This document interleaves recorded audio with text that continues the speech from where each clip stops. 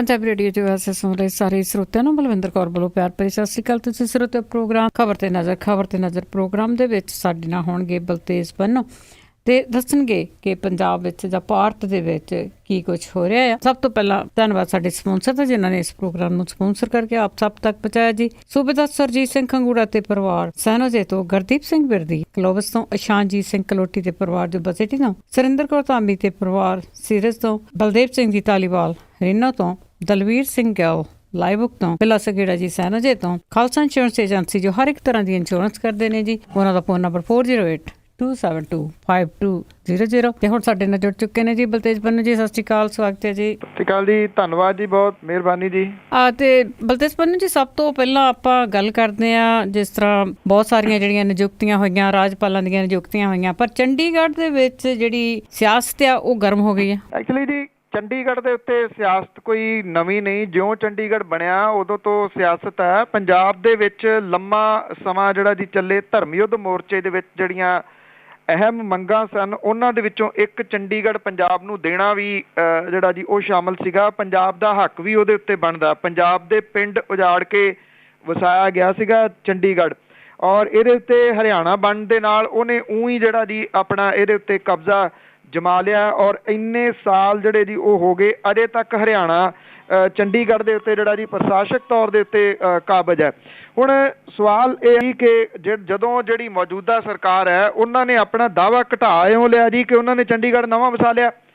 ਮੁੱਲਾਂਪੁਰ ਗਰੀਬਦਾਸ ਦੇ ਵਿੱਚ ਜਾ ਕੇ ਜਿਹੜੀਆਂ ਜ਼ਮੀਨਾਂ ਸੀਗੀਆਂ ਉਹ ਲੈ ਕੇ ਉੱਥੇ 7 ਸਟਾਰ ਹੋਟਲ ਵੀ ਬਣਾਉਣ ਲੱਗ ਗਏ ਤੇ ਉੱਥੇ ਜਿਹੜਾ ਸੀ ਸਾਰਾ ਕੁਝ ਬਣਾ ਲਿਆ। ਔਰ ਦਾਅਵਾ ਕਮਜ਼ੋਰ ਜਿਹੜਾ ਇਸ ਪੱਖੋਂ ਵੀ ਹੋ ਗਿਆ ਕਿ ਜਿਹੜੇ ਅਹਿਮ ਦਫ਼ਤਰ ਸੀਗੇ ਉਹ ਕੱਢ ਕੇ ਲਿਆ ਕੇ ਮੁਹਾਲੀ ਤੁਸੀਂ ਖੜੇ ਕਰ ਲਏ। ਉਹੀ ਪਾਰਟੀ ਜਿਹੜੀ ਕਿ ਧਰਮ ਯੁੱਧ ਮੋਰਚੇ ਦੇ ਵਿੱਚ ਜਿਹੜਾ ਉਹ ਸ਼ਾਮਲ ਸੀਗੀ ਜਾਂ ਜਿਹਨੇ ਲਾਇਆ ਸੀਗਾ, ਉਹ ਪਾਰਟੀ ਨੇ ਆਪੇ ਇਹ ਦਾਅਵਾ ਜਿਹੜਾ ਸੀ ਉਹ ਘਟਾਉਣਾ ਸ਼ੁਰੂ ਕਰਤਾ। ਜਦੋਂ ਦਾਅਵਾ ਘਟਾਉਣਾ ਸ਼ੁਰੂ ਕਰਤਾ ਤੇ ਜਿਹੜੇ ਪਹਿਲਾਂ ਹੀ ਵਿਰੋਧੀ ਹੁੰਦੇ ਸਨ ਜੀ, ਉਹਨਾਂ ਨੂੰ ਇੱਕ ਮੌਕਾ ਤਾਂ ਮਿਲ ਗਿਆ ਨਾ ਜੀ। ਔਰ ਉਹਨਾਂ ਨੇ ਹੁਣ ਕੀਤਾ ਕੀ ਹੈ ਜੀ ਕਿ 32 ਸਾਲ ਬਾਅਦ ਜਿਹੜੇ ਰਾਜਪਾਲ ਨੇ ਉਹਦੇ ਤੋਂ ਖੋਹ ਲਿਆ ਚੰਡੀਗੜ੍ਹ ਦਾ ਪ੍ਰਸ਼ਾਸਕ ਹੋਣ ਦਾ ਅਹੁਦਾ ਤੇ ਇੱਕ ਵੱਖਰਾ ਪ੍ਰਸ਼ਾਸਕ ਜਿਹੜਾ ਜੀ ਉਹ ਲਾ ਦਿੱਤਾ। ਇਹਦੇ ਨਾਲ ਪੰਜਾਬ ਦਾ ਦਾਅਵਾ ਚੰਡੀਗੜ੍ਹ ਦੇ ਉੱਤੇ ਹੋਰ ਜਿਹੜਾ ਜੀ ਉਹ ਕਮਜ਼ੋਰ ਹੋ ਗਿਆ। ਸੱਤਾਧਾਰੀ ਧਿਰ ਜਿਹੜੀ ਹੈ ਜੀ ਉਹ ਤੱਤੇ ਪਾਣੀ 'ਚ ਪੈ ਗਈ ਇਸ ਮਸਲੇ ਨੂੰ ਲੈ ਕੇ। ਵਿਰੋਧੀ ਪਾਰਟੀਆਂ ਜਿਹੜੀਆਂ ਨੇ ਜੀ ਉਹਨਾਂ ਨੇ ਹੱਥੋਂ ਹੱਥੀ ਇਹ ਜਿਹੜਾ ਮਸਲਾ ਬੋਚ ਲਿਆ, ਬਣਦਾ ਵੀ ਸੀਗਾ। ਆਮ ਆਦਮੀ ਪਾਰਟੀ ਨੇ ਪ੍ਰਕਾਸ਼ ਸਿੰਘ ਬਾਦਲ ਹੋਰਾਂ ਦਾ ਅਸਤੀਫਾ ਮੰਗਿਆ। ਕੈਪਟਨ ਅਮਰਿੰਦਰ ਸਿੰਘ ਹੋਰਾਂ ਨੇ ਇਹ ਗੱਲ ਕਹੀ ਹੈ ਕਿ ਪ੍ਰਕਾਸ਼ ਸਿੰਘ ਬਾਦਲ ਹੋਰੀ ਇਹਦੇ ਵਿੱਚ ਤੁਰੰਤ ਦਖਲ ਜਿਹੜਾ ਜੀ ਉਹ ਦੇਣ।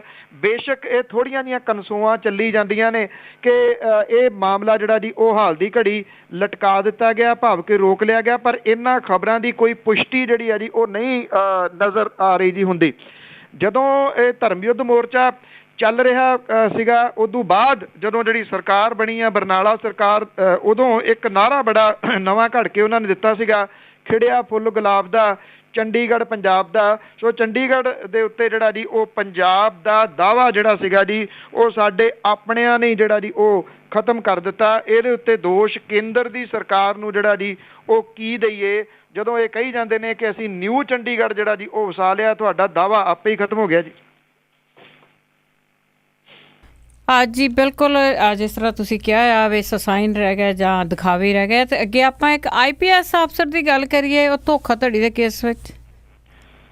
ਐਕਚੁਅਲੀ ਜੀ ਮਾਮਲਾ ਇਹ ਥੋੜ੍ਹਾ ਪੁਰਾਣਾ, ਪਰ ਜਿਹੜਾ ਜੀ ਪੰਜਾਬ ਵਿਜੀਲੈਂਸ ਬਿਊਰੋ ਦੇ ਫਲਾਇੰਗ ਸਕੁਐਡ ਜਿਹੜਾ ਜੀ ਉਹਨੇ ਪੰਜਾਬ ਪੁਲਿਸ ਦੇ ਸੀਨੀਅਰ IPS ਅਧਿਕਾਰੀ ਹੈ ਮਹਿੰਦਰ ਸਿੰਘ ਤੇਜੀ, ਉਹਦੇ ਖਿਲਾਫ ਭ੍ਰਿਸ਼ਟਾਚਾਰ ਦਾ ਕੇਸ ਜਿਹੜਾ ਜੀ ਉਹ ਦਰਜ ਕੀਤਾ।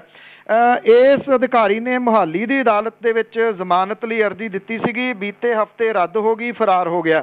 ਇਹਦੇ ਵਿੱਚ ਜਿਹੜੀ ਇਹਨਾਂ ਦੀ ਵੇਖਣ ਵਾਲੀ ਗੱਲ ਇਹ ਆ ਕਿ ਪੰਜਾਬ ਰਾਜ ਪਾਵਰਕਾਮ ਲਿਮਟਿਡ ਦੇ ਵਿੱਚ SSP ਜਿਹੜਾ ਜੀ ਮਹਿੰਦਰ ਸਿੰਘ ਤੇਜੀ ਸੀਗਾ, ਇਹਦੇ ਖਿਲਾਫ ਮਾਮਲਾ ਇਹ 29 ਜੁਲਾਈ ਨੂੰ ਦਰਜ ਕੀਤਾ ਗਿਆ ਸੀਗਾ। 2 ਦਿਨ ਬਾਅਦ 31 ਜੁਲਾਈ ਨੂੰ ਉਹਨੇ ਰਿਟਾਇਰ ਹੋਣਾ ਸੀਗਾ। ਮਹਿਕਮੇ ਦੇ ਵਿੱਚ ਭਾਈਚਾਰਕ ਸਾਂਝ ਸੀਗੀ, ਜਿਹਦੇ ਕਰਕੇ ਇਸ ਕੇਸ ਨੂੰ ਦਬਾ ਕੇ ਰੱਖਿਆ ਗਿਆ। ਔਰ ਇਸ ਅਧਿਕਾਰੀ ਦੇ ਖਿਲਾਫ ਪੁਲਿਸ ਦੇ ਵਿੱਚ ਨੌਕਰੀ ਦਿਵਾਉਣ ਦੇ ਨਾਂ ਥੱਲੇ ਲੱਖਾਂ ਰੁਪਈਏ ਦੀ ਠੱਗੀ ਮਾਰਨ ਦਾ ਦੋਸ਼, ਧੋਖਾਧੜੀ, ਸਾਜ਼ਿਸ਼, ਭ੍ਰਿਸ਼ਟਾਚਾਰ ਦੇ ਦੋਸ਼ਾਂ ਦੇ ਤਹਿਤ ਕੇਸ ਜਿਹੜਾ ਉਹ ਦਰਜ ਕੀਤਾ ਗਿਆ ਸੀਗਾ। ਇਸ ਕੇਸ ਦੇ ਵਿੱਚ ਉਹਦੀ ਇੱਕ ਰਿਸ਼ਤੇਦਾਰ ਆ ਭੋਲਾ ਦੇਵੀ, ਉਹਦੇ ਖਿਲਾਫ ਵੀ ਮਾਮਲਾ ਜਿਹੜਾ ਉਹ ਦਰਜ ਕੀਤਾ ਗਿਆ ਸੀਗਾ। ਮਹਿੰਦਰ ਸਿੰਘ ਤੇਜੀ PPS ਅਧਿਕਾਰੀ ਸੀਗਾ। 5 ਨਵੰਬਰ 13 ਦੇ ਵਿੱਚ ਉਹਨੂੰ IPS ਬਣਾਇਆ ਗਿਆ ਸੀਗਾ। ਪੰਜਾਬ ਪੁਲਿਸ ਦੇ ਜਿਹੜੇ ਮੁਖੀ ਨੇ ਉਹਨਾਂ ਨੇ ਸੁਖਵਿੰਦਰ ਸਿੰਘ ਤੇ ਰੋਪੜ ਦੇ ਵਸਨੀਕ ਸਤਵੀਰ ਸਿੰਘ ਦੇ ਅਮਨਪ੍ਰੀਤ ਸਿੰਘ ਦੀ ਸ਼ਿਕਾਇਤ ਦੇ ਉੱਤੇ 12 ਦੇ ਵਿੱਚ ਜਦੋਂ ਤੇਜੀ ਫਲੋਰ ਦੇ ਵਿੱਚ ਤਾਇਨਾਤ ਸੀਗਾ ਉਦੋਂ ਭੋਲਾ ਦੇਵੀ ਨੇ ਉਹਨਾਂ ਨੂੰ ਕਿਹਾ ਸੀਗਾ ਕਿ ਤੇਜੀ ਉਹਨਾਂ ਨੂੰ ਪੁਲਿਸ ਦੇ ਵਿੱਚ ਨੌਕਰੀਆਂ ਜਿਹੜੀਆਂ ਜੀ ਲਵਾ ਦੂਗਾ, ਪਰ ਉਹਦੇ ਵਿੱਚ ਤੇ ਤੁਹਾਨੂੰ ਕੁਝ ਲੱਖ ਰੁਪਈਏ ਜਿਹੜੇ ਆ ਜੀ ਉਹ ਦੇਣੇ ਪੈਣਗੇ। ਮਾਮਲਾ ਪੁਰਾਣਾ ਚੱਲੀ ਜਾਂਦਾ ਸੀਗਾ ਕਿਉਂਕਿ ਉਹ ਪਾਵਰ ਦੇ ਵਿੱਚ ਸੀਗਾ, ਇਸ ਕਰਕੇ ਉਹਨੂੰ ਹੱਥ ਕਿਸੇ ਨੇ ਨਹੀਂ ਪਾਇਆ ਤੇ ਉਹ ਰਿਟਾਇਰ ਵੀ ਚੁੱਪ ਕਰਕੇ ਜਿਹੜਾ ਸੀਗਾ ਜੀ ਉਹ ਸਹੀ ਹੋ ਗਿਆ। ਜੇ ਰਿਟਾਇਰਮੈਂਟ ਤੋਂ ਪਹਿਲਾਂ ਕੇਸ ਦਰਜ ਹੁੰਦਾ ਉਹਦੇ ਫੰਡ ਵਗੈਰਾ ਜਿਹੜੇ ਜੀ ਉਹ ਰੁਕ ਸਕਦੇ ਸੀਗੇ। ਹੁਣ ਮਾਮਲਾ ਜਿਹੜਾ ਜੀ ਉਹ ਸਾਹਮਣੇ ਆਇਆ ਤੇ ਜਿਹੜੀ ਵਿਜੀਲੈਂਸ ਬਿਊਰੋ ਆ ਜੀ ਉਹ ਅੱਕੀ ਪਲਾਹੀ ਹੱਥ ਮਾਰਦੀ ਫਿਰਦੀ ਹੈ ਜੀ। ਤੇ ਹੁਣ ਫਿਰ ਵੀ ਕੁਛ ਨਹੀਂ, ਆਪਾਂ ਨੂੰ ਸਭ ਨੂੰ ਪਤਾ ਆ।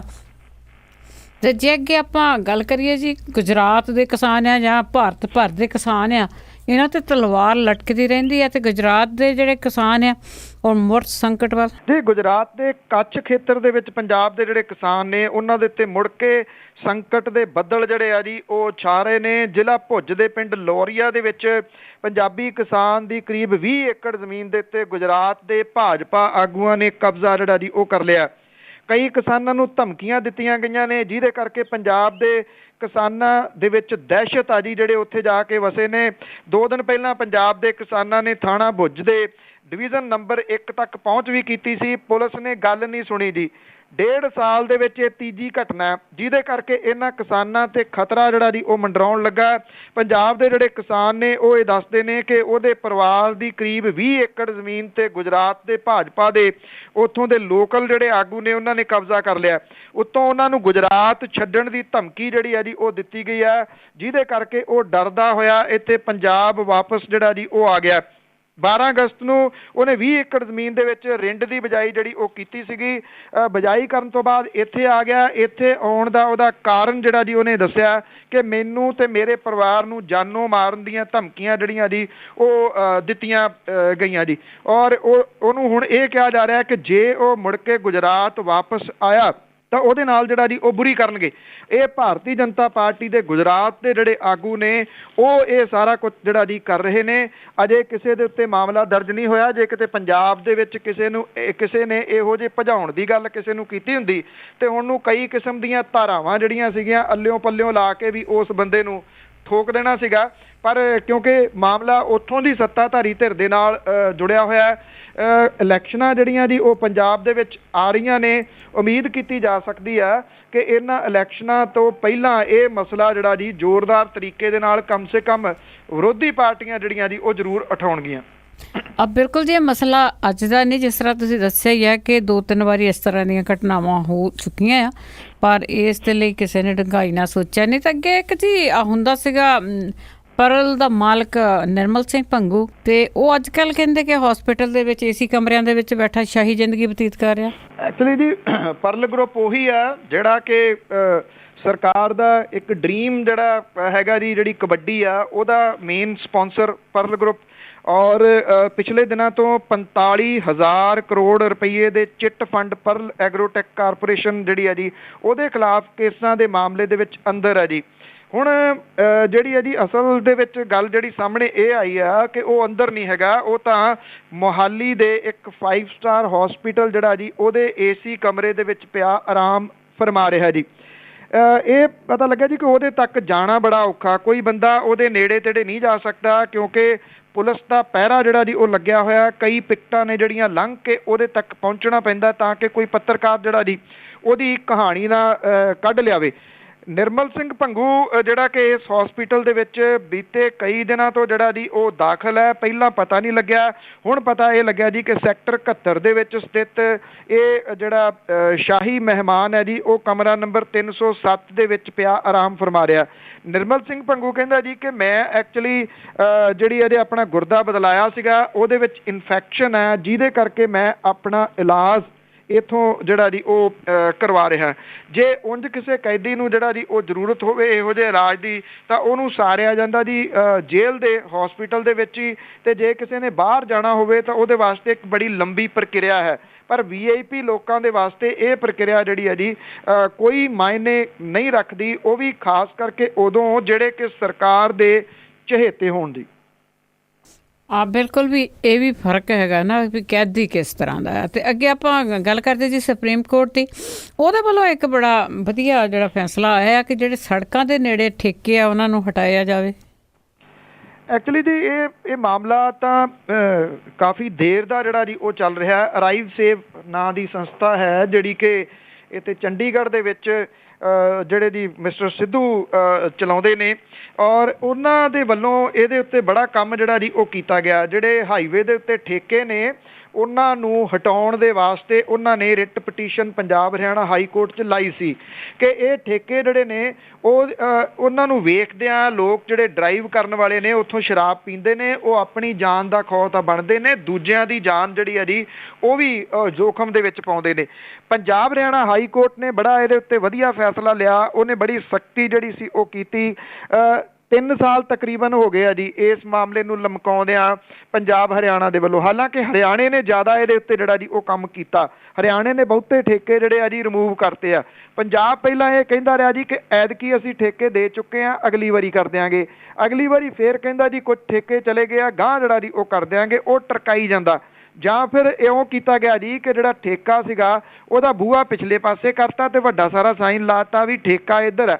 ਭਾਵ ਕਿ ਪੂਰੇ ਤਰੀਕੇ ਦੇ ਨਾਲ ਜਿਹੜੇ ਸੀਗੇ ਹਾਈਵੇ ਤੋਂ ਠੇਕੇ ਰਿਮੂਵ ਨਹੀਂ ਕੀਤੇ। ਹੁਣ ਇਹ ਮਾਮਲਾ ਜਿਹੜਾ ਜੀ ਸੁਪਰੀਮ ਕੋਰਟ ਦੇ ਵਿੱਚ ਇਹ ਜਿਹੜੇ ਅਰਾਈਵ ਸੇਵ ਸੰਸਥਾ ਤੇ ਇੱਕ ਜਿਹੜੇ ਜੀ ਸਮਾਜ ਸੇਵੀ ਨੇ ਈਵੀ ਬਾਲਾ ਕ੍ਰਿਸ਼ਨਨ, ਇਹ ਦੋਨੋਂ ਜਾਣੇ ਜਿਹੜੇ ਆ ਜੀ ਸੁਪਰੀਮ ਕੋਰਟ ਦੇ ਵਿੱਚ ਇਹ ਮਾਮਲਾ ਲੈ ਗਏ ਨੇ। ਸੁਪਰੀਮ ਕੋਰਟ ਨੇ ਜਿਹੜੀ ਹੈ ਜੀ ਇਹ ਪਟੀਸ਼ਨ ਦੀ ਸੁਣਵਾਈ ਕੀਤੀ ਆ।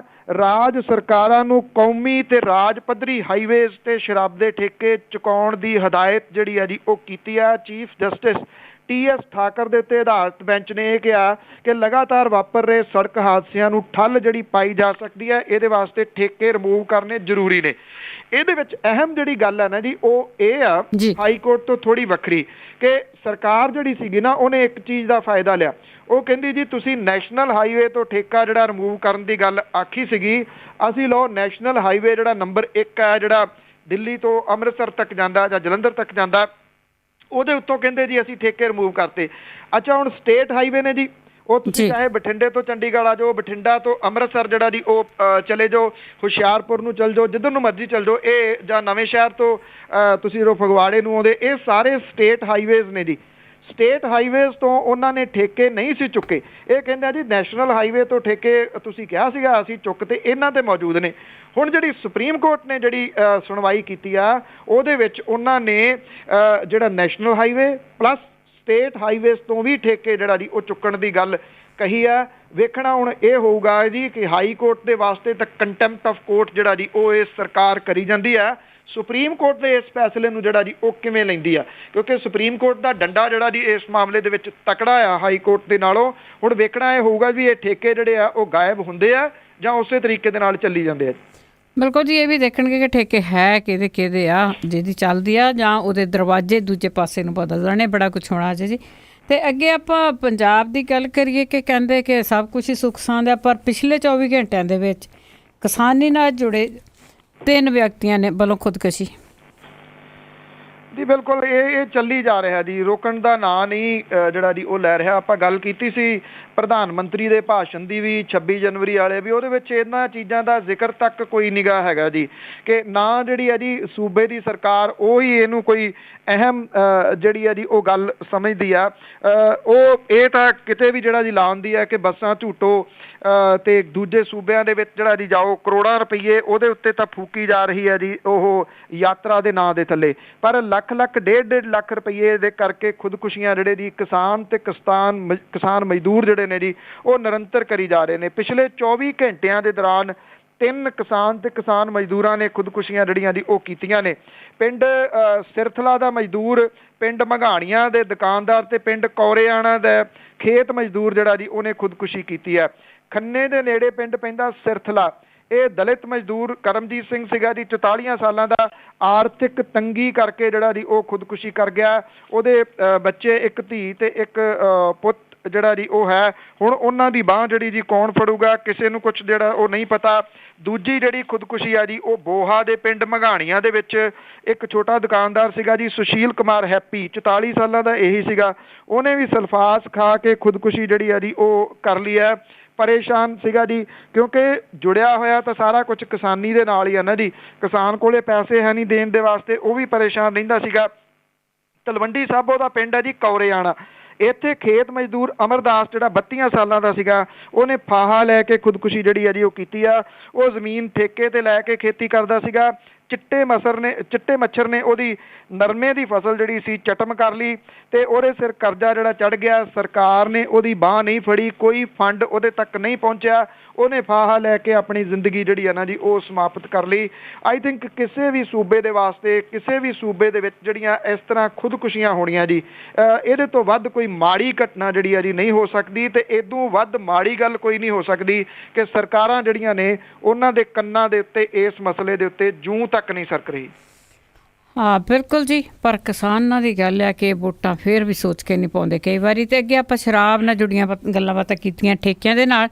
ਇਸੇ ਦੇ ਨਾਲ ਹੀ ਇੱਕ ਹੋਰ ਖਬਰ ਕਰਦੇ ਹਾਂ ਜੀ, ਜਿਹੜਾ ਸ਼ਰਾਬ ਦਾ ਕਾਰੋਬਾਰ ਆ ਉਹਦੇ ਵਿੱਚ 2 ਅਕਾਲੀ ਆਗੂਆਂ ਦੀਆਂ ਫਰਮਾਂ ਖਿਲਾਫ ਕਾਰਵਾਈ। ਐਕਚੁਅਲੀ ਜੇ ਆਪਾਂ ਫਰਮਾਂ ਦੇਖਣੀਆਂ ਹੋਣ, ਚਾਹੇ ਉਹ ਤੁਸੀਂ ਸ਼ਰਾਬ ਬਣਾਉਣ ਵਾਲੀਆਂ ਫੈਕਟਰੀਆਂ ਨੇ ਜੀ, ਚਾਹੇ ਠੇਕੇ ਨੇ ਕਿ ਉਹ ਕਿਹਦੇ ਨੇ, ਤੇ 2 ਤੋਂ ਇਲਾਵਾ ਤਾਂ ਹੈ ਹੀ ਕਿਸੇ ਦੀਆਂ ਨਹੀਂ। ਮੇਨ ਤਾਂ ਅਕਾਲੀ ਦਲ ਦੇ ਅਹਿਮ ਆਗੂਆਂ ਦੀਆਂ ਨੇ ਜੀ, ਤੇ ਜਾਂ ਫਿਰ ਕਾਂਗਰਸੀਆਂ ਦੀਆਂ ਨੇ, ਦੋਨਾਂ ਦੀਆਂ ਤਾਂ ਹੈਗੀਆਂ ਨੇ। ਔਰ ਜਿਹੜੀ ਉਹ ਧੱਕੇਸ਼ਾਹੀ ਕਰਦੇ ਆ ਇਸ ਸ਼ਰਾਬ ਵਾਲੇ ਮਾਮਲੇ ਦੇ ਵਿੱਚ, ਢੇਡੀ ਏਡੇ ਆ ਜੀ ਕਿ ਉਹ ਰੱਜਦੇ ਨੀਗੇ। ਹੁਣ 2 ਜਿਹੜੀਆਂ ਫੈਕਟਰੀਆਂ ਨੇ, 2 ਜਿਹੜੀਆਂ ਫਰਮਾਂ ਨੇ, ਉਹਨਾਂ ਦੇ ਖਿਲਾਫ ਪੰਜਾਬ ਆਬਕਾਰੀ ਵਿਭਾਗ ਜੀ ਦਾ ਮੁੱਖ ਆਫਿਸ ਜਿਹੜਾ ਜੀ ਇੱਥੇ ਪਟਿਆਲੇ ਦੇ ਵਿੱਚ ਹੈ, ਉਹਨੇ ਇਹਨਾਂ 2 ਕੰਪਨੀਆਂ ਦੇ ਖਿਲਾਫ ਕਾਰਵਾਈ ਜਿਹੜੀ ਆ ਜੀ ਉਹ ਕੀਤੀ ਆ। ਇਹਨਾਂ ਦੇ ਉੱਤੇ ਦੋਸ਼ ਇਹ ਆ, ਇੱਕ ਤਾਂ ਮਿੱਥੇ ਰੇਟ ਦੇ ਉੱਤੇ ਇਹ ਸ਼ਰਾਬ ਨਹੀਂ ਵੇਚਦੇ, ਦੂਸਰਾ ਜਿੰਨਾ ਸਰਕਾਰ ਦੇ ਵੱਲੋਂ ਇਹਨਾਂ ਨੂੰ ਜਿਹੜਾ ਕੋਟਾ ਦਿੱਤਾ ਹੋਇਆ ਉਹਦੇ ਤੋਂ ਵੱਧ ਜਿਹੜੀ ਆ ਜੀ ਇਹ ਸ਼ਰਾਬ ਵੇਚ ਰਹੇ ਨੇ। 3 ਫਰਮਾਂ ਦੇ ਉੱਤੇ ਕਾਰਵਾਈ ਹੋਈ ਆ। 2 ਜਿਹੜੀਆਂ ਫਰਮਾਂ ਨੇ ਇਹ ਅਕਾਲੀ ਆਗੂਆਂ ਦੀਆਂ ਜਿਹੜੀਆਂ ਜੀ ਉਹ ਫਰਮਾਂ ਦੱਸੀਆਂ ਜਾ ਰਹੀਆਂ ਨੇ। ਇੱਕ ਤਾਂ ਅਕਾਲੀ ਆਗੂ ਨੇ ਜੀ ਦੀਪ ਮਲਹੋਤਰਾ, ਉਹਦੀ ਜਿਹੜੀ ਫਰਮ ਹੈ ਵਿਜੇਤਾ ਬਰੇਵਰੀਜ਼, ਇਹਦੇ ਉੱਤੇ ਜਿਹੜੀ ਮੁਕਤਸਰ ਦੇ ਵਿੱਚ ਆ ਜੀ, ਇਹਦੇ ਉੱਤੇ ਕਾਰਵਾਈ ਜਿਹੜੀ ਆ ਉਹ ਕੀਤੀ ਗਈ ਆ। ਸੇਲ ਸਟਾਕ ਰਜਿਸਟਰ ਤੇ ਮੁਆਇਨਾ ਬੁੱਕ ਵੀ ਜਿਹੜੀ ਆ ਇਹਨਾਂ ਨੇ ਪੇਸ਼ ਨਹੀਂ ਕੀਤੀ, ਕਿਉਂਕਿ ਰਾਜ ਉਹਨਾਂ ਦਾ ਜੀ। ਔਰ ਇਸ ਫਰਮ ਨੂੰ 3 ਲੱਖ ਰੁਪਈਆ ਜੁਰਮਾਨਾ ਕੀਤਾ ਗਿਆ। 16 ਤੋਂ 22 ਅਗਸਤ ਤੱਕ ਫਰਮ ਦਾ ਲਾਇਸੈਂਸ ਮੁਅੱਤਲ ਕੀਤਾ ਗਿਆ ਜੀ। ਦੂਜੀ ਫਰਮ ਹੈਗੀ ਆ ਜੀ SD ਵਾਈਨਸ, ਇਹ ਰਾਏਪੁਰ ਦੀ ਆ, ਅਬੋਹਰ ਦੀ। ਇਹ ਸ਼ਿਵਲਾਲ ਡੋਡਾ ਦੀ ਹੈ ਜੀ। ਸ਼ਿਵਲਾਲ ਡੋਡਾ ਉਹੀ ਹੈ ਜਿਹੜਾ ਅਕਾਲੀ ਆਗੂ ਹੈ ਔਰ ਜਿਹੜਾ ਇੱਕ ਦਲਿਤ ਭਾਈਚਾਰੇ ਦੇ ਨਾਲ ਸੰਬੰਧਿਤ ਵਿਅਕਤੀ ਦੇ ਹੱਥ ਪੈਰ ਵੱਢ ਦਿੱਤੇ ਗਏ ਸਨ, ਉਸ ਮਾਮਲੇ ਦੇ ਵਿੱਚ ਜਿਹੜਾ ਜੀ ਉਹ ਫਸਿਆ ਹੋਇਆ। ਇਹਨਾਂ ਦੀ ਫਰਮ ਦੇ ਵੱਲੋਂ ਵੀ ਬਿਨਾਂ ਮਨਜ਼ੂਰੀ ਤੇ ਬਿਨਾਂ ਪਰਮਿਟ ਤੋਂ ਜਿਹੜੀ ਆ ਜੀ ਉਹ ਸ਼ਰਾਬ ਵੇਚੀ ਜਾ ਰਹੀ ਹੈ। ਇਹਨਾਂ ਨੂੰ ਜਿਹੜੇ ਉਲੰਘਣਾ ਕਰਦਿਆਂ ਹੋਇਆ ਤਕਰੀਬਨ 7.5 ਕਰੋੜ ਰੁਪਏ ਦੇ ਸਟਾਕ ਦੇ ਸਰਕਾਰੀ ਮਾਲੀਏ ਦਾ ਨੁਕਸਾਨ ਜਿਹੜਾ ਜੀ ਇਹਨਾਂ ਨੇ ਕੀਤਾ। ਇਹਦੀ ਫਰਮ ਦੀ ਜਿਹੜੀ ਮਾਲਕਣ ਹੈ ਸੁਨੀਤਾ ਡੋਡਾ, ਉਹਦੇ ਖਿਲਾਫ ਜਿਹੜੀ ਆ ਜੀ ਉਹ ਬਣਦੀ ਕਾਰਵਾਈ ਦੀ ਸਿਫਾਰਿਸ਼ ਜਿਹੜੀ ਆ ਉਹ ਕੀਤੀ ਗਈ ਆ। ਸਵਾਲ ਇਹ ਆ ਜੀ ਕਿ ਠੱਗਣ ਵਾਲੇ ਜਿਹੜੇ ਲੋਕ ਨੇ ਉਹ ਇੱਕ ਪਾਸੇ ਤੋਂ ਨਹੀਂ ਠੱਗ ਰਹੇ। ਜਿਹੜਾ ਮਰਜ਼ੀ ਤੁਸੀਂ ਮਾਮਲਾ ਚੁੱਕ ਲਓ, ਉਹਦੇ ਵਿੱਚ ਤੁਹਾਨੂੰ ਠੱਗੀ ਜਿਹੜੀ ਆ ਜੀ ਉਹ ਲੱਭ ਜੂਗੀ। ਤੇ ਜਦੋਂ ਠੱਗੀ ਲੱਭੂਗੀ ਤੇ ਉਹਦੇ ਵਿੱਚ ਜਿਹੜਾ ਜੀ ਅੱਗੋਂ ਇਹ ਆਉਣਗੇ ਕਿਹੜੇ ਲੋਕ, ਬਸ ਇੱਦਾਂ ਦੇ ਹੀ ਨੇ ਜੀ। ਰਾਜ ਮਲਹੋਤਰਾ, ਦੀਪ ਮਲਹੋਤਰਾ ਹੋ ਗਿਆ, ਤੇ ਚਾਹੇ ਫਿਰ ਉਹ ਸ਼ਿਵਲਾਲ ਡੋਡਾ ਹੋ ਗਿਆ। ਇਹ ਤਾਂ ਇੱਕ ਸਿੰਬੋਲਿਕ ਰੂਪ ਦੇ ਵਿੱਚ ਕਹੇ ਜਾ ਸਕਦੇ ਨੇ। ਜੇ ਉਦੋਂ ਅੱਗੇ ਜਿਹੜਾ ਜੀ ਉਹ ਚਲੇ ਜਾਓ ਕਿ ਫੈਕਟਰੀਆਂ ਕਿਹਦੀਆਂ ਨੇ, ਫਿਰ ਥੋੜੇ ਵੱਡੇ ਨਾਮ ਸਾਹਮਣੇ ਆ ਜਾਂਦੇ ਆ ਜੀ। ਅਤੇ ਅੱਗੇ ਆਪਾਂ ਜੀ ਗੱਲ ਕਰਦੇ ਹਾਂ ਕਿ ਸਵਰਾਜ ਗਰੁੱਪ ਨੇ ਆਮ ਆਦਮੀ ਪਾਰਟੀ ਤੇ ਦੋਸ਼ ਲਾਏ। ਐਕਚੁਅਲੀ ਜੀ ਜਿਹੜਾ ਸਵਰਾਜ ਗਰੁੱਪ ਹੈ ਉਹ ਇੱਥੇ ਉਹਨਾਂ ਨੇ ਸਵਰਾਜ ਪਾਰਟੀ ਬਣਾਈ ਹੈ। ਬੇਸ਼ੱਕ ਨੈਸ਼ਨਲ ਪੱਧਰ ਦੇ ਉੱਤੇ ਤਾਂ ਅਜੇ ਜਿਹੜੇ ਯੋਗਿੰਦਰ ਯਾਦਵ ਨੇ ਪ੍ਰਮੁੱਖ ਨੇ ਜਿਹੜੇ, ਉਹਨਾਂ ਨੇ ਤਾਂ ਪਾਰਟੀ ਨਹੀਂ ਬਣਾਈ, ਪਰ ਇੱਥੇ ਜਿਹੜੇ ਪ੍ਰੋਫੈਸਰ ਮਨਜੀਤ ਸਿੰਘ ਹੁਰੀ ਨੇ ਉਹਨਾਂ ਨੇ ਇਹ ਜਿਹੜੀ ਆ ਜੀ ਪਾਰਟੀ ਜ਼ਰੂਰ ਬਣਾਈ ਹੈ। ਉਹਨਾਂ ਦੀ ਨਿਗਾਹ ਜਿਹੜੀ ਹੈ ਨਾ ਜੀ ਉਹ ਇਸ ਗੱਲ ਦੇ ਉੱਤੇ ਹੈ ਕਿ ਕਿੰਨੇ ਕੁ ਲੋਕ ਜਿਹੜੇ ਨੇ ਉਹ ਬਾਗੀ ਹੋਣਗੇ ਆਮ ਆਦਮੀ ਪਾਰਟੀ ਦੇ ਵੱਲੋਂ ਟਿਕਟਾਂ ਦੀ ਵੰਡ ਤੋਂ ਬਾਅਦ, ਉਹਨਾਂ ਦੇ ਉੱਤੇ ਉਹਨਾਂ ਦੀ ਨਿਗਾਹ ਜਿਹੜੀ ਆ ਜੀ ਉਹ ਹੈ। ਤੋ ਇਹ ਜਿਹੜੇ ਸਵਰਾਜ ਦੇ ਆਗੂ ਨੇ ਪ੍ਰੋਫੈਸਰ ਮਨਜੀਤ ਸਿੰਘ, ਹਰਬੰਸ ਸਿੰਘ ਢੋਲੇਵਾਲ, ਪ੍ਰੀਤਮ ਸਿੰਘ ਗਿੱਲ ਤੇ ਹੁਣ ਇਹਨਾਂ ਦੇ ਨਾਲ ਹਰਦੀਪ ਸਿੰਘ ਕਿੰਗਰਾ ਜਿਹੜੇ ਜੀ ਉਹ ਵੀ ਰਲ ਗਏ। ਉਹਨਾਂ ਨੇ ਇੱਕ ਜੋੜੇ ਨੂੰ ਜਿਹੜਾ ਜੀ ਉਹ ਪੇਸ਼ ਕੀਤਾ ਔਰ ਇਹ ਕਿਹਾ ਕਿ ਇਹ ਜਿਹੜਾ ਜੋੜਾ ਸੀਗਾ ਜੀ ਇਹ ਗਿਆ ਸੀਗਾ ਇੱਥੇ ਮੋਹਾਲੀ ਦੇ ਵਿੱਚ ਇੱਕ ਘਰ ਦੇ ਵਿੱਚ, ਜਿਹੜਾ ਕਿ ਇਸ ਜੋੜੇ ਦੇ ਅਨੁਸਾਰ ਹਿੰਮਤ ਸਿੰਘ ਸ਼ੇਰਗਿੱਲ ਦਾ ਸੀਗਾ, ਉੱਥੇ ਉਹ ਕਹਿੰਦੇ ਜੀ ਕਿ ਗਏ ਤੇ ਉੱਥੇ ਸੰਜੇ ਸਿੰਘ ਤੇ ਦੁਰਗੇਸ਼ ਪਾਠਕ ਹੋਰਾਂ ਨੇ ਉਹਨਾਂ ਨੂੰ ਕਿਹਾ ਕਿ ਉਂਝ ਤਾਂ ਅਸੀਂ ਲੈਂਦੇ ਹਾਂ 2.5 ਕਰੋੜ ਰੁਪਈਆ ਟਿਕਟ ਦਾ, ਚਲੋ ਤੁਸੀਂ ਪੁਰਾਣੇ ਜੁੜੇ ਹੋਏ ਹੋ, ਇਸ ਕਰਕੇ ਤੁਸੀਂ 50 ਲੱਖ ਰੁਪਈਆ ਜਿਹੜਾ ਜੀ ਉਹ ਜਮ੍ਹਾਂ ਕਰਾ ਦਿਓ ਤੇ ਫਿਰ ਟਿਕਟ ਜਿਹੜੀ ਆ ਜੀ ਉਸ ਔਰਤ ਨੂੰ ਦਿੱਤੀ ਜਾ ਸਕਦੀ ਹੈ। ਇਹਨਾਂ ਨੂੰ ਚੰਡੀਗੜ੍ਹ ਪ੍ਰੈਸ ਕਲੱਬ ਦੇ ਵਿੱਚ ਇਹਨਾਂ ਸਵਰਾਜ ਦੇ ਜਾਂ ਜਿਹੜੇ ਕਿੰਗਰਾ ਸਾਹਿਬ ਨੇ ਜਿਹੜੇ ਉਹਨਾਂ ਨੇ ਪੇਸ਼ ਕੀਤਾ, ਪਰ ਜਦੋਂ ਉਹਨਾਂ ਨੂੰ ਇਹ ਪੁੱਛਿਆ ਗਿਆ ਕਿ ਇਹਦੇ ਤੁਹਾਡੇ ਕੋਲੇ ਸਬੂਤ ਕੀ ਨੇ, ਤੇ ਉਹਨਾਂ ਕਿਹਾ ਕਿ ਸਬੂਤ ਸਾਡੇ ਕੋਲੇ ਜਿਹੜਾ ਜੀ ਉਹ ਕੋਈ ਨਹੀਂ ਹੈਗਾ, ਨਾ ਕਿਸੇ ਕਿਸਮ ਦੀ ਕੋਈ ਵੀਡੀਓ, ਨਾ ਕੋਈ ਉਂਝ ਜਿਹੜੀ ਵੀ ਜਿੱਥੇ ਮੰਗੀ ਗਈ ਹੋਵੇ, ਪਰ ਉਹਨਾਂ ਨੇ ਕਿਹਾ ਸਾਨੂੰ ਸੱਦਿਆ ਸੀਗਾ ਤੇ ਅੰਦਰ ਸੱਦ ਕੇ ਸਾਨੂੰ ਇਹ ਕਿਹਾ ਜੀ ਕਿ ਸਾਨੂੰ ਪੈਸੇ ਜਿਹੜੇ ਆ ਜੀ ਉਹ ਇੰਨੇ ਚਾਹੀਦੇ ਆ, ਕਿਉਂਕਿ ਜਿਹੜੇ ਵੱਖ-ਵੱਖ ਹਲਕੇ ਨੇ ਉਹਨਾਂ ਦੇ ਵਿੱਚ ਦਰਜਨਾਂ ਉਮੀਦਵਾਰ ਨੇ ਜੀ ਆਮ ਆਦਮੀ ਪਾਰਟੀ ਦੇ ਜਾਂ ਜਿਹੜੀਆਂ ਦੂਜੀਆਂ ਪਾਰਟੀਆਂ ਦੇ, ਕਾਂਗਰਸ ਦੇ ਵੀ ਜਿੱਦਾਂ 1600 ਐਪਲੀਕੇਸ਼ਨ ਹੁਣ ਕਾਂਗਰਸ ਦੀਆਂ ਵੀ ਆਈਆਂ ਹੋਈਆਂ ਨੇ, ਅਕਾਲੀ ਦਲ ਦੀਆਂ ਵੀ ਜਿਹੜੀਆਂ ਜੀ ਉਹ ਐਪਲੀਕੇਸ਼ਨਸ ਆਉਣਗੀਆਂ। ਸੋ ਜਿਨ੍ਹਾਂ ਨੂੰ ਟਿਕਟਾਂ ਜਿਹੜੀਆਂ ਉਹ ਨਹੀਂ ਮਿਲਣਗੀਆਂ, ਫਿਰ ਇਹ ਜਿਹੜੇ ਟਿਕਟੂ ਨੇ ਉਹ ਇੱਦਾਂ ਦੇ ਹੀ ਇਲਜ਼ਾਮ ਜਿਹੜੇ ਉਹ ਲਾਉਣਗੇ ਕਿ ਸਾਡੇ ਤੋਂ ਤਾਂ ਪੈਸੇ ਜਿਹੜੇ ਉਹ ਮੰਗਦੇ ਸੀਗੇ। ਹੁਣ ਸਵਾਲ ਇਹ ਆ ਕਿ ਟਿਕਟ ਇੱਕੋ ਮਿਲਣੀ ਆ, ਇੱਕ ਜਾਣੇ ਨੂੰ ਮਿਲਣੀ ਆ, ਤੇ ਹਰੇਕ ਕੋਈ ਜਦੋਂ ਹੱਥਾਂ ਤੇ ਥੁੱਕੀ ਫਿਰਦਾ ਵੀ ਕਿਹੜਾ ਕਿ MLA ਮੈਨੂੰ ਬਣ ਲੈਣ ਦੇ ਜਾਂ ਮੰਤਰੀ ਬਣ ਲੈਣਗੇ, ਫਿਰ ਮੈਂ ਦੱਸੂਗਾ ਪੈਸੇ ਜਿਹੜੇ ਉਹ ਕਿੱਦਾਂ ਇਕੱਠੇ ਕਰੀਦੇ ਆ। ਜਦੋਂ ਹਰ ਬੰਦਾ ਇਸ ਮਾਮਲੇ ਦੇ ਉੱਤੇ ਤੁਰਿਆ ਹੋਵੇ ਤੇ ਫਿਰ ਇਹੋ ਜਿਹੀਆਂ ਚੀਜ਼ਾਂ ਸਾਹਮਣੇ ਆਉਂਦੀਆਂ ਨੇ ਜੀ।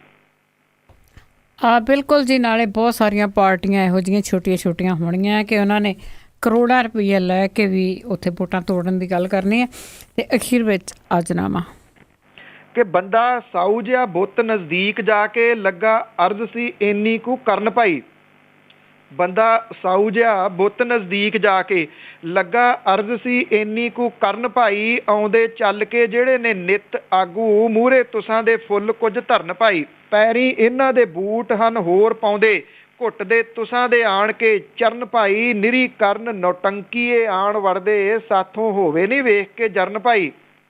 ਬੁੱਤ ਕਿਹਾ ਬਈ ਮਿੱਤਰ ਜੀ ਬੁੱਤ ਹਾਂ ਮੈਂ, ਹੁੰਦਾ ਨਾਟਕ ਤਾਂ ਰੋਕ ਨਹੀਂ ਲਾ ਸਕਦਾ।